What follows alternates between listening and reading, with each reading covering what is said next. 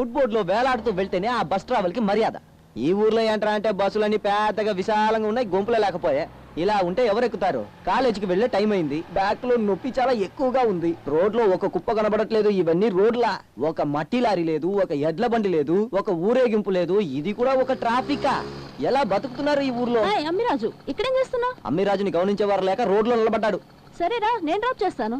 వస్తాను, కానీ వేరే ఎవరైనా సల్మాన్ ఖాన్ లాగా షర్ట్ లేకుండా వచ్చి నిలబడితే ఈ అంబిరాజు గారిని వదిలేవు కదా. షట్ అప్ మ్యాన్, ఏకో.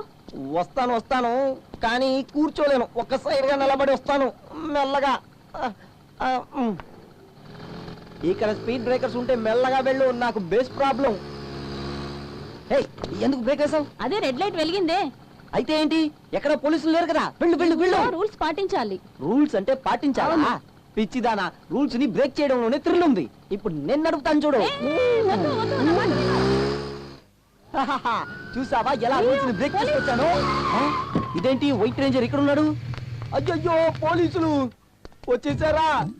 ఎలా వస్తున్నారు, ఏ పక్క నుంచి వస్తున్నారో తెలియట్లేదు సార్, కానీ గ్రాఫిక్స్ లో వచ్చేట్టు సడన్ గా వస్తున్నారు. ఎలా సార్? ఏ సార్, మీకు కానీ మీ పై అధికారులకు కానీ పిల్లల్ని స్కూల్లో వదిలిపెట్టే అలవాటే లేదా? అట్లీస్ట్ మీ ఇంటి ఆడవాళ్ళకి కూరగాయలు కొనిపెట్టే అలవాటు కూడా లేదా?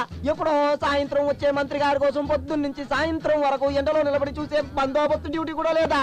ఎందుకు సార్ సెంటర్ లో నిలబెట్టి నా డిక్కీకే కురి పెడుతున్నారు? సార్ చూసి చెప్తాను.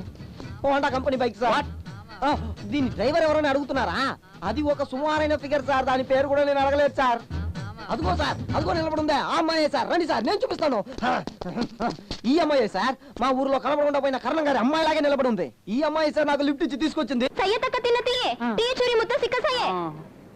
వీడెవడో నాకు తెలీదు, నా బైక్ ను దొంగిలించుకొచ్చాడని చెప్తోంది. కరెక్టా సార్? కరెక్ట్.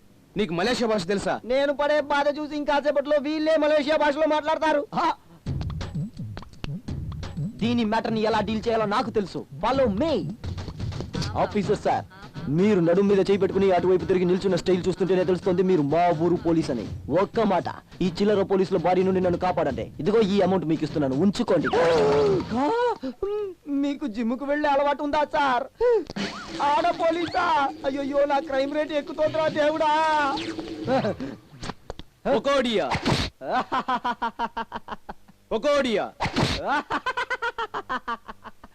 ఎందుకు నవ్వుతున్నావు? మొద్దు బారింది సార్. రోజు ఇలా వంగి వంగి తిన్న లాఠీ దెబ్బలకి మొద్దు బారింది సార్.